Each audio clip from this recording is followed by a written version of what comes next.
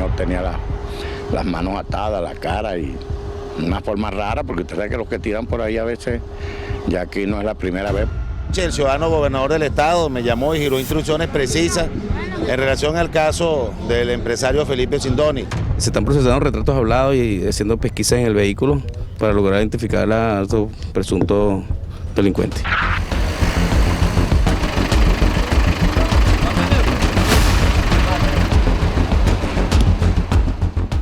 Vamos a dar con todos los autores de estos últimos casos que han ocurrido, como con el caso de Filippo Sindoni.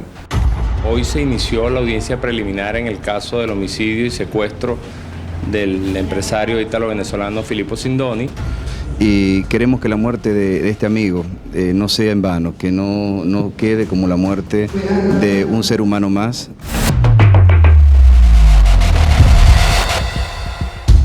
Filippo Sindoni fue un hombre que dejó una huella imborrable en la historia de Maracay.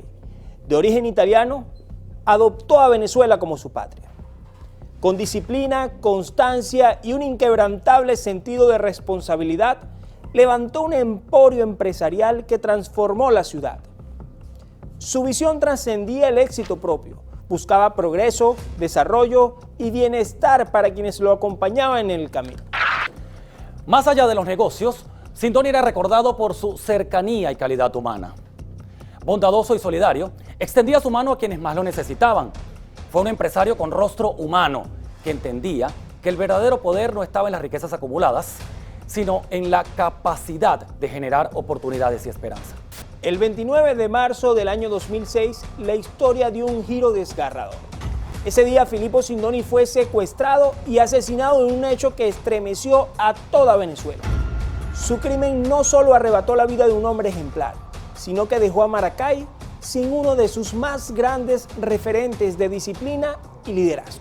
A casi 2 décadas de aquel suceso, el recuerdo de Filippo Sindoni sigue vivo en quienes lo conocieron y en quienes se beneficiaron de su incansable esfuerzo. Su legado permanece, aunque su partida aún genera preguntas y mucho dolor. Hoy en Rostros del Crimen conoceremos qué hay detrás del crimen de este recordado empresario. Y es interceptado por estas personas que estaban vestidos con uniformes policiales. Los secuestradores o los delincuentes pasaron con el señor Sindoni luego de haberlo sometido, de haberlo interceptado con su chofer. Hasta donde me entero que mi papá lo dejan tirado por el cardiológico, sin ropa. Y esas huellas de mordedura obviamente fueron en el forcejeo que tuvo luchando él por su vida.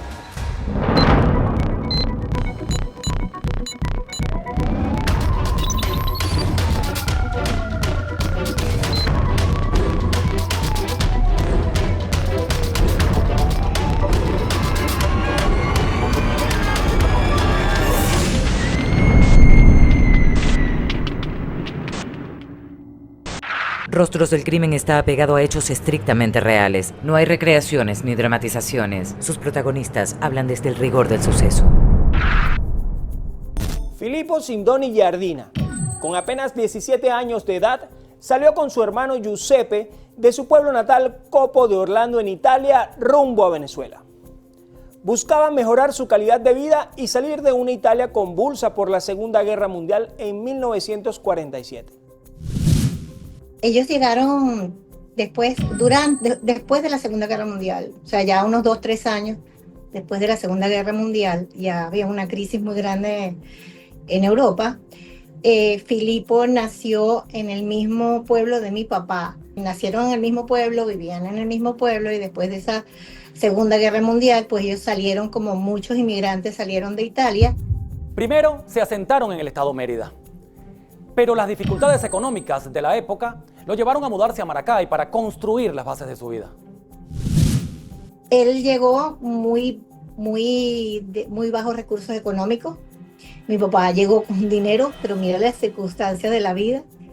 Filippo hizo un imperio y mi papá pues no. Entonces fíjate las circunstancias de la vida, lo que es hacer negocio, lo que es tener una visión de negocio. Una máquina de pasta fue su primer instrumento laboral que lo llevó a conocer la ciudad jardín, repartiendo sus productos en una bicicleta que luego lo catapultaría al éxito.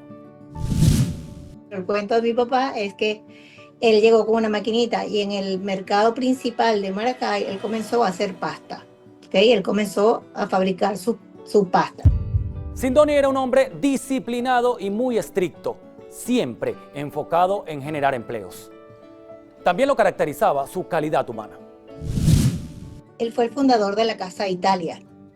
Y siempre que había una fiesta en la Casa Italia, por ejemplo, y es la parte humana que yo conozco de él, la parte divertida y feliz de él, era que estábamos en la Casa Italia y fiesta que se presentara allá, fiesta donde él se montaba en la tarima a cantar sus canciones de Domenico Modugno, Rose Rose per te, y él era pues el espectáculo, ¿sabes? O sea, él, ¿qué te puedo decir? Él de verdad era muy querido, muy bondadoso, a pesar de su carácter, una persona muy bondadosa. Su primera empresa formal fue Pastas La Soberana, que le dio pie al imperio comercial con marcas de golosinas, que hoy día describen el gentilicio del venezolano. Yo estaba como jefe de control de calidad. Me acuerdo de esta anécdota fantástica, le llevábamos las muestras y él decía, no me gusta, no me gusta, no me gusta. Si no me gusta a mí, no le gusta a los niños. Y tal cual. Llegamos finalmente a qué era lo que él pensaba que le iba a gustar a los niños. Su lucha diaria no solo estaba enfocada en el desarrollo comercial del estado Aragua. También se preocupó por la atención de los adultos mayores y les construyó una casa de reposo. Sin duda que la imagen de Sindoni transformó la manera de ver a los grandes empresarios locales. En la próxima parte conoceremos el desarrollo de una trágica historia. Que yo me muera, sé que tú vas a llorar.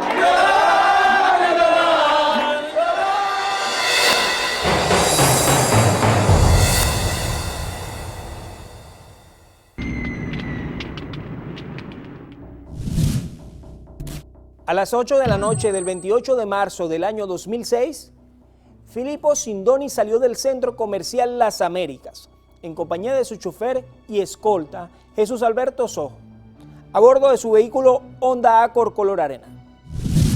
Bueno, yo para ese momento yo pertenecía a lo que es el departamento criminalístico del 6CPC del estado de Aragua. Era el único departamento criminalístico que existía. Laboraba en esa área de análisis y reconstrucción de hechos. En mi parte yo fui informado por mis superiores, más o menos a esa hora, a las 8:30 de la noche, donde me informan que, bueno, me apersoné al departamento en vista de que había ocurrido el plagio de nuestro empresario Filippo Sindoni. Yo me desempeñaba en ese momento como supervisor de investigaciones de la delegación de Aragua, la subdelegación de Aragua, ubicada en el sector 9 de la urbanización Caña Azúcar de Maracay. Y justamente ese día 28 de marzo del 2006, yo acababa de salir de vacaciones, ese mismo día, y me encontraba a esa hora que sucedieron los hechos, vamos a decir que la interceptación del vehículo donde iba el señor Sindoni, en un establecimiento o restaurante denominado La Ganadera, que quedaba al lado del Hotel Maracay. Lo que pasa es que ellos venían de otros sitios, pues. Ellos primero habían salido horas antes de lo que es la empresa Pasta Sindoni, ubicada en la zona del barrio San Carlos de Maracay. Ahí emprenden la vía hasta el Centro Comercial Las Américas. En el Centro Comercial Las Américas, el empresario Sindoni agarra y se baja del carro, pasa a lo que es el centro comercial y ahí dura una cantidad de minutos. Posteriormente vuelve a su vehículo y es cuando van en la vía de Las Delicias para su residencia. Al pasar el semáforo ubicado frente a la Universidad Pedagógica Experimental Libertador en la avenida Las Delicias, fueron detenidos por una comisión policial que sorpresivamente había instalado una alcabala de seguridad con 2 funcionarios. Interceptado por estas personas que estaban vestidos con uniformes policiales. Una falsa alcabala, podríamos decir. Una falsa alcabala, falsos funcionarios también los que estaban en esa alcabala adyacente al Pedagógico Experimental Libertador. Y es donde bajo amenaza, hacen que ellos permitan que se monten en el vehículo y bueno, es ahí donde comienza todo este caso del plagio del empresario. Uno de los uniformados se acercó al chofer y repentinamente lo atacó y despojó de su arma reglamentaria, sometiéndolo dentro del vehículo. Todo indicaba que se estaba consumando un delito. Dos sujetos que estaban de civil permanecían dentro de un vehículo Toyota Yaris blanco aparcado a escasos metros de la falsa alcabala. Esos mismos hombres sometieron a Sindoni y lo golpearon, dominándolo en el asiento trasero de su carro. Luego se los llevaron. Estaban en las Américas y al parecer los detiene un punto control que estaba puesto relativamente afuera de las Américas y en ese instante lo abordan a mi papá al carro, lo abordan unos funcionarios que al parecer se montaron dentro del carro que cargaba a mi papá con el señor Filipo. El chofer fue liberado en un terreno baldío ubicado en las adyacencias del Hotel Maracay, luego de ser maniatado y amordazado con cinta adhesiva para evitar que diera la ruta que iban a tomar. Sindoni fue llevado sin rumbo fijo. Los delincuentes tenían preparada una logística estratégica para trasladar a Sindoni desde Maracay a Valencia en su vehículo personal y además escoltados por otros dos carros, el Yaris blanco y un Mazda azul. Pasaron con el señor Sindoni luego de haberlo sometido, de haberlo interceptado con su chofer y dejaron al chofer abandonado un poquito más allá, adyacente o cerca de lo que se conoce como el polígono de tiro, donde funciona el polígono de tiro y el cardiológico de Maracay, muy cerca de donde yo estaba. Y en ese momento llegó un amigo y comentó en el grupo que estábamos allí que habían secuestrado al señor Filipo Sindoni. Está de más decir que este señor era amigo personal, lo conocía, nos conocíamos. Me entero que mi papá lo dejan tirado por el cardiológico, sin ropa y sin sus cosas, y sus documentos, sin todo, le quitaron todo, incluso el armamento que él llevaba para... Exacto, y fue totalmente golpeado. En paralelo, el chofer de Sindoni logró desatarse y pidió ayuda a una comisión policial indicando el secuestro del empresario. Como estaba herido, los policías lo llevaron al hospital y de inmediato se activaron las alarmas en el estado. Desde ese momento se armó un equipo multidisciplinario de alto nivel con la gente de la División Nacional contra Homicidio, la División de Investigaciones de Campo, está de más decir, la Subdelegación Maracay y el Laboratorio Criminalístico, para comenzar a iniciar todas estas investigaciones. Solamente teníamos la ubicación del sitio donde lo interceptaron, que fue entre el Pedagógico de Maracay y la 4ª División o Guarnición de Aragua, en la avenida Las Delicias. Mi familia me notifica, yo no estaba a las acercas de aquí del estado de Aragua y me notificaron que había sucedido eso y que tenían a mi papá en resguardo el cuerpo policial y que estaba herido y que incluso las personas que se lo llevaron tenían fotos de todos nosotros, de su familia. En el trayecto, los delincuentes sometieron a Sindoni y lo golpearon en varias oportunidades para neutralizarlo, ya que se resistía al secuestro. Su siguiente parada fue un club campestre llamado La Isla de la Fantasía, ubicado en Guacara, estado Carabobo. Allí le curaron heridas en el cráneo y la cara. Además, le cambiaron la ropa y le suministraron un somnífero con la idea de dormirlo durante la madrugada. Pues el objetivo era trasladarlo hasta el estado Zulia para entregarlo a una mafia colombiana. Resulta que a Sindoni, una vez que sale de la ciudad de Maracay vía el estado Carabobo, es cuando a él tratan de curarlo, porque tenía mucha sangre y toda esta cosa, su camisa y su pantalón los de él estaban ensangrentados, y le colocan la ropa de una de las personas involucradas en el caso, que es la ropa del señor Lamuño, con la diferencia que este señor, Sindoni, era una persona que medía aproximadamente 2 metros, y esta persona le ponen una ropa que tenía una persona como de unos 65 metros de estatura, más pequeña. De hecho, cuando si ven las fotografías del hallazgo del empresario, ven que tiene un pantalón que no le queda y una camisa que no le queda. Pero esa camisa se la colocan una vez que lo curan en el estado Carabobo. Una jugada del destino cambió el curso de la historia de Sindoni. Haberse despertado a destiempo lo llevó a un fatal desenlace.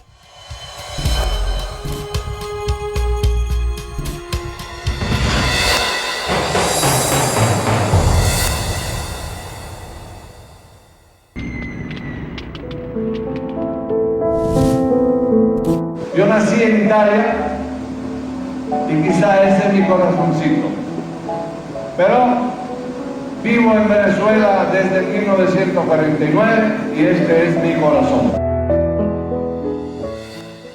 El secuestro de Filippo Sindoni, ocurrido esa noche del 28 de marzo del año 2006, había generado una fuerte movilización policial en el centro del país. Las autoridades estaban alertas para localizar el vehículo donde se lo habían llevado.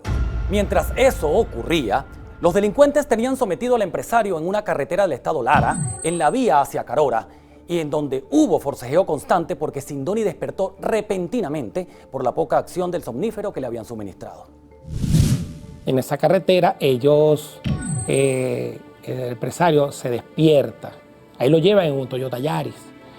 Él iba en el asiento del medio, en la parte de atrás, pero era el Yaris 4 puertas, el pequeño, y él era muy grande. Los pies de él estaban hacia la palanca del chofer. Iba dormido.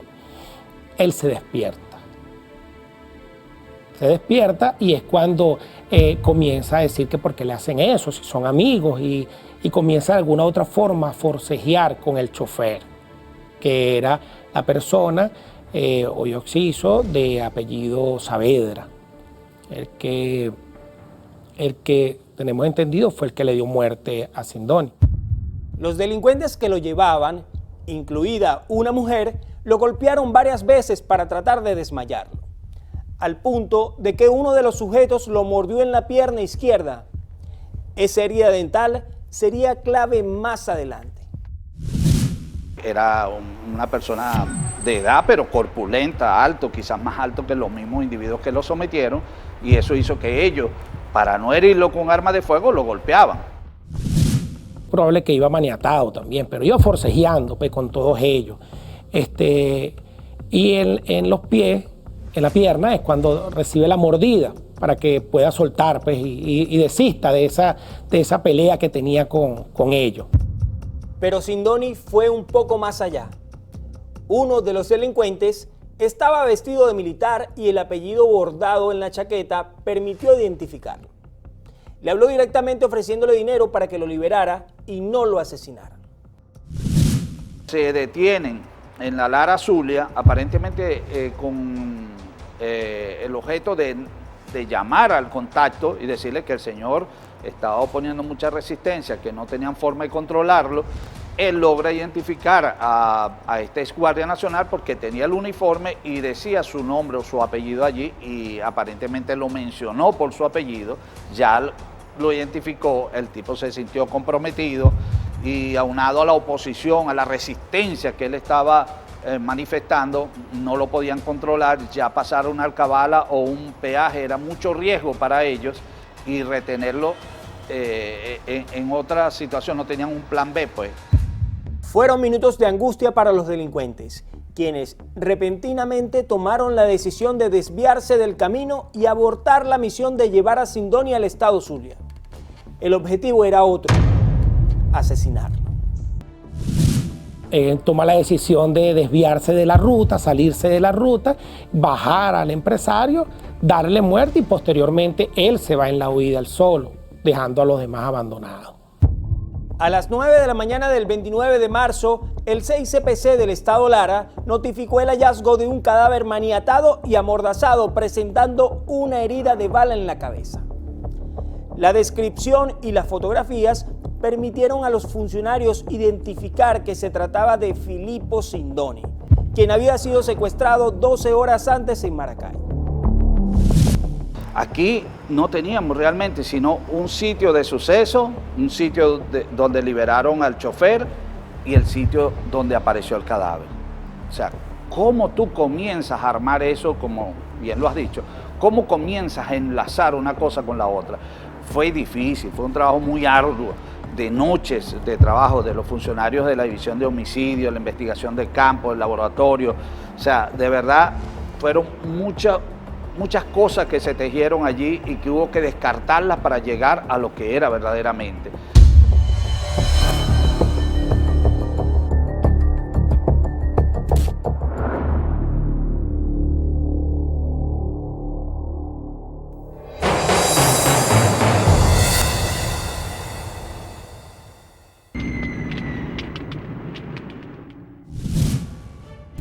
Ya verificado el crimen del empresario italo-venezolano, los funcionarios del CICPC aceleraron la investigación para identificar y capturar a los responsables. Era un mandato obligatorio, porque Sindoni se convertía en otra de las 3.100 víctimas de homicidio que se habían registrado entre enero y marzo de ese año 2006 en Venezuela. Aparece por las 2 de la mañana por Barquisimeto, ya con un impacto de bala en la cabeza. El cadáver se consigue al otro día. Y cuando dan esa versión, esa noticia, es cuando nosotros nos trasladamos hasta allá, hasta esa zona. Efectivamente, en la zona ya los funcionarios del CICPC de Barquisimeto habían hecho lo que es el levantamiento del cadáver, la remoción del cadáver, en donde habían hecho la fijación de los rastros de sustancia hemática y la concha de bala percutida. Es por eso que a través de una experticia de trayectoria balística se determina que la persona estaba con sus extremidades inferiores flexionadas y con su cuerpo inclinado un poco hacia adelante. No había tiempo que perder y el CICPC, con un equipo multidisciplinario, avanzó en las investigaciones del crimen. Las declaraciones del chofer de Sindoni fueron claves para analizar la telefonía y realizar retratos hablados de los delincuentes. Bueno, fíjese que con relación al testigo fundamental, el señor Jesús Soto, el testigo y víctima también, él aportó unos datos bien importantes para la realización de unos retratos hablados. 3 retratos hablados se hicieron en su primer momento.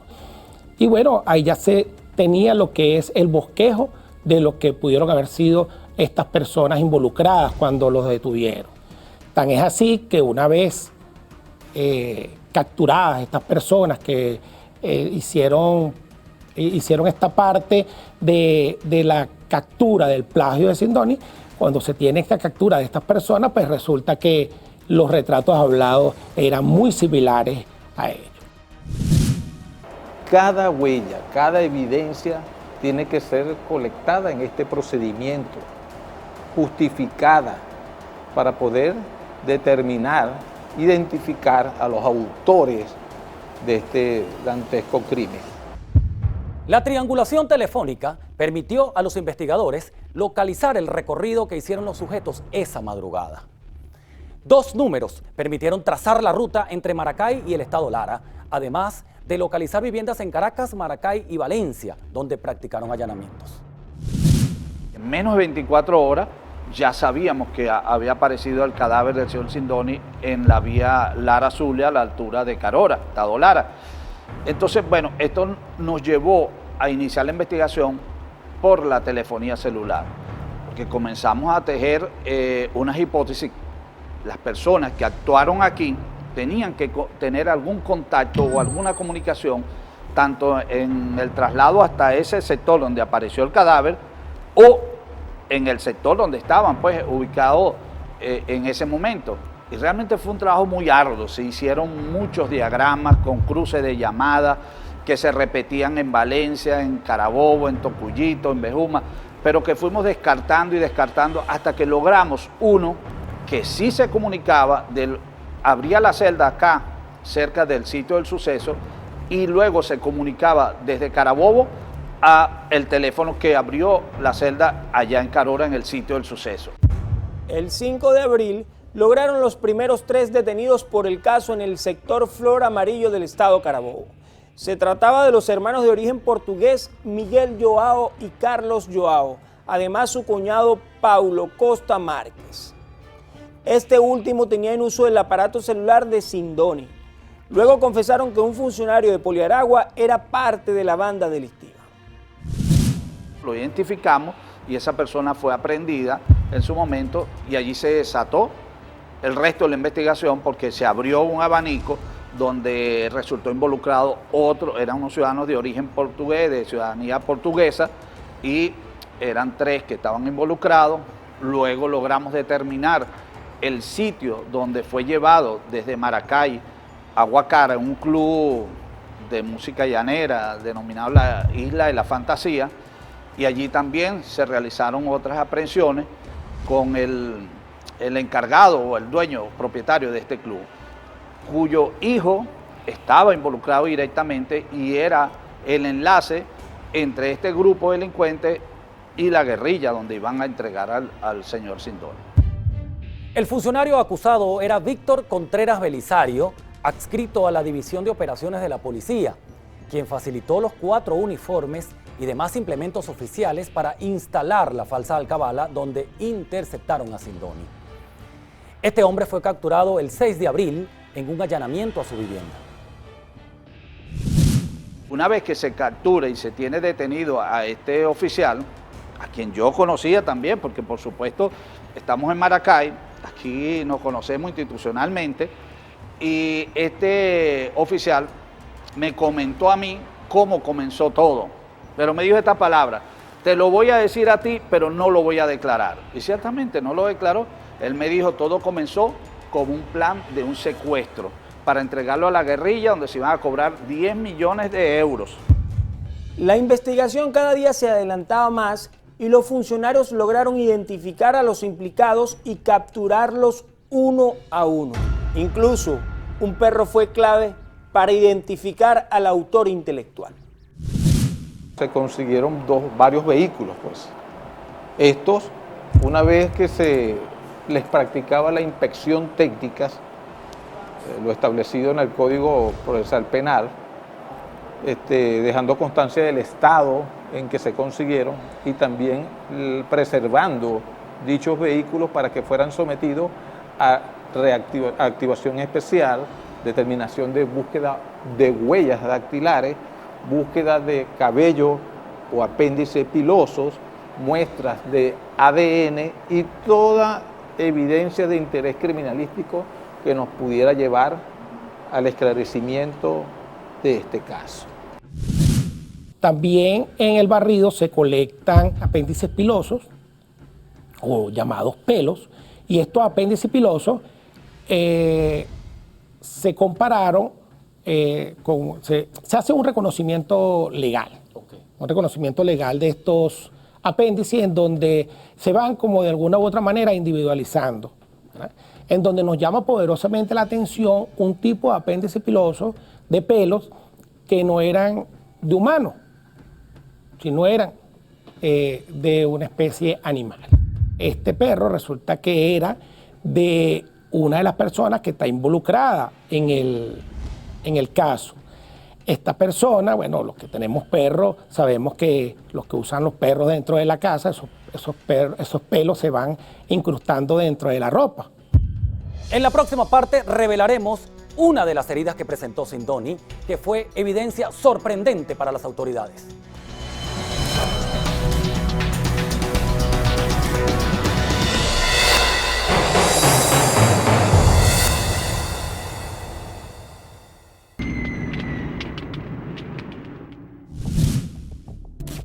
Los análisis técnico-científicos realizados al cadáver de Sindoni y a la ropa que le habían colocado permitió tener evidencias que llamaron la atención.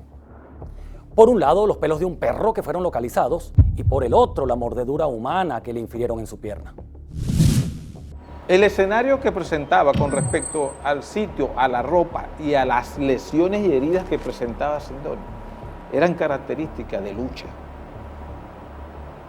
O sea, estaba muy lastimado.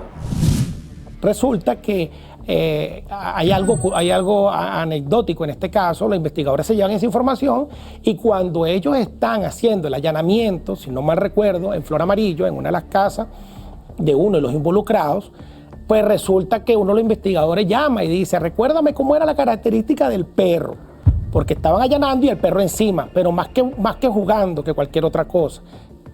Le colectamos muestra de apéndice piloso a ese perro con la técnica que se utiliza, pues que es arrancados, cortados y peinados, y son comparados con los pelos que teníamos en la colección, y es cuando nos damos cuenta que son los pelos de ese perro. Estando ahí, observo con gran preocupación esa huella de mordedura que estaba ubicado en la parte interna de una de sus piernas. Me llama la atención porque la forma que tenía era de una forma humana, y esas huellas de mordedura obviamente fueron en el forcejeo que tuvo luchando él por su vida, los que les causaron esas huellas de mordedura. ¿Qué era lo ideal aquí? Lo ideal, primeramente, era colectar esa huella de mordedura. ¿Por qué? Simplemente porque nos estábamos enfrentando por las horas al estado tanatológico del cadáver. Se empezaba a descomponer. Los resultados forenses, así como el análisis detallado de la telefonía, permitieron a los funcionarios capturar al dueño del club campestre, ya que la ropa que portaba Sindoni era de él. Tenía elementos claves como un diseñador exclusivo que fue interrogado, además de un ticket de tintorería hallado en un bolsillo. Finalmente, este hombre confesó que él lo había mordido para neutralizarlo. La impresión dental hecha por los expertos lo determinaron. El 7 de abril detuvieron a José Alejandro Pestana en Caracas. Este sujeto confesó haber participado en el traslado de Sindoni desde Valencia hasta el lugar donde lo asesinaron. 2 días después, el 6CPC fue notificado del asesinato de un sujeto apodado Orlandito, ocurrido en Cúcuta, Colombia. Se trataba del hijo del dueño del club campestre, a quien presuntamente le pasaron factura por no concretar el secuestro de Sindoni. El día 19 de abril se logró capturar en el estado Cojedes a Débora Estanga dentro de un pool nocturno. Confesó ser la novia del militar y que había estado en el traslado y muerte de Sindoni. Aportó datos para localizar a Charlie Hernández, compadre del efectivo castrense, que luego fue detenido en Portuguesa. Con relación a la mujer, hay algo simpático porque él tenía como lo que le llaman un entorche de cinta y un poco de gasa que le colocaron para poder curarlo, pues, para frenar de alguna manera la sangre que emanaba por las heridas. En esa cinta se quedó pegado varios pelos de color rojo, si no mal recuerdo. Cuando se van deteniendo a estas personas es cuando se le hace una comparación, se le toma muestra de sus cabellos, de sus pelos, y se comparan con estos colectados como un sombrero que le hicieron de gas y de cinta, y eran los mismos. Entonces quiere decir que esta persona estaba ahí. Tras un seguimiento minucioso, fue localizado en una vivienda de los Magallanes de Catia, Juan Carlos Saavedra, un oficial militar que había solicitado la baja en el organismo en julio del año 2005. En el procedimiento se enfrentó a la comisión y falleció. Le incautaron el reloj de colección única que era propiedad de Sindoni. Todo esto fuimos armándolo y con la telefonía logramos identificar al exfuncionario de la Guardia, logramos identificar a su acompañante y a su compañera sentimental, que fue luego aprendida en un local nocturno en San Carlos de Cojedes. Y así sucesivamente hasta que llegamos al funcionario de la Guardia, que en un enfrentamiento resultó muerto en Catia, en Caracas. El crimen de Filipo Sindoni, más allá de causar conmoción nacional, le permitió al 6CPC investigar en tiempo récord para capturar a cada uno de los implicados en menos de un mes. 8 detenidos y 2 fallecidos fue el saldo total de responsables en este caso. 6 de los detenidos fueron condenados entre 25 y 29 años de prisión. Otros 2 colaboradores a 2 años y medio con régimen de presentación. Aunque la justicia llegó a este caso, la pérdida de uno de los empresarios más queridos del estado Aragua sigue doliendo en los corazones y pasillos de cada una de las empresas que Filippo Sindoni levantó, siempre con la premisa de forjar el desarrollo del país que le abrió las puertas. Bueno, la satisfacción no es más, primero que nada, servirle a la comunidad para lo cual fuimos formados. Y segundo, que vemos que sí te damos respuesta, que sí se da respuesta. ¿Qué tuvo que pasar para que ocurriera este escenario tan dantesco cuando ese fue un hombre que aportó mucho a Aragua? Mucho ayudas de beneficencia y salud. ¿Cómo entró eso en esa naturaleza humana a cometer tal delito? Así nos despedimos, resaltando la grandeza de un extranjero tan venezolano como los dulces que llevan su sello y aún traspasan fronteras, dejando muy claro que Venezuela es y será siempre un país de oportunidades. Era parte de nosotros, el señor Filippo Sindoni, porque sus empresas, pues nosotros crecimos con Pasta Sindoni, con La Nusita, con el Diario Aragüeño, y es más, con para la época el centro comercial más importante, el Centro Comercial Las Américas. Nosotros queremos el bien de este país, porque nosotros aquí somos de paso. Nosotros algún día nos iremos a vivir con el Padre Eterno, pero Venezuela queda y tenemos que hacer todo lo posible para que Venezuela sea lo mejor posible, para dejarlo a nuestros hijos, a nuestros nietos.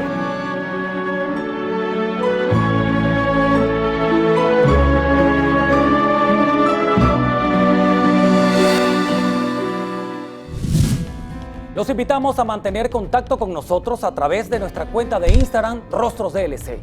Mi cuenta en redes, soy David Ramírez. Para contactarte conmigo lo pueden hacer a través de mi cuenta de Instagram, Omar Rostros DLC. Los esperamos la próxima semana cuando nuevamente nos sentemos frente a frente con los rostros del crimen. Paisajes hermosos donde se sustenta el crimen. Hermanos se atacan entre sí con proyectiles. Tensión en la situación, se sobrevive dando mucho más de lo poco que recibes. Mueren jóvenes, su madre llora. Plegarias no callan el cantar de la voz. Las generaciones se pierden con el paso de las horas. Y ahora, unos son presas y otros devoran. Calles de sorpresas como la caja de Pandora, donde mantengo la esperanza a pesar del diluvio. Y la superación y el estudio como refugio. Sigo caminando en estos suelos sin que me detenga el miedo. Mis palabras son reflejos, entiendo lo que siente el pueblo porque soy parte de ello. No importa color ni pensamiento, es el mismo espejo. Voceros de los que quedan, también de aquellos que partieron. Unidad es lo que quiero, espero.